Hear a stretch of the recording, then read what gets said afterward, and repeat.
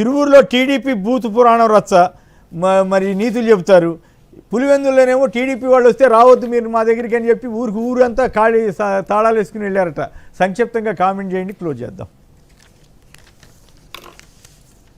Sir అసలు ఆశ్చర్యకరంగా ఏం జరిగిందండి, కరమైనటువంటి విషయం మాత్రం, అసలు తెలుగుదేశం పార్టీ వాళ్ళు వస్తే పులివెందుల నియోజకవర్గంలో ఉన్నటువంటి ఒక గ్రామంలో మొత్తం గ్రామం ఖాళీ చేసి తాళాలేసి ఆంధ్రప్రదేశ్ అక్కడి నుంచి బయటికి వచ్చారు అని అంటే, నాకు తెలిసి రేపు చంద్రబాబు నాయుడు గారు 2029 ఎన్నికల ప్రచారంకి వచ్చినా కూడా ఆంధ్రప్రదేశ్ రాష్ట్రంలో ప్రజలందరూ తలుపుకు తాళాలేసి ఓ స్త్రీ రేపుకు రా అని గతంలో ఎట్లానే ఉండేదో ఇప్పుడు కూడా చంద్రబాబు నాయుడు గారు ఏమన్నా ప్రచారంకి వస్తే ఇదే పరిస్థితి వచ్చిద్దేమో. ఓ చంద్రబాబు రేపు రా అని రాసి అందరూ బోర్డులు పెట్టి లోపలే తాళాలు వేసుకునేటువంటి పరిస్థితి వచ్చింది.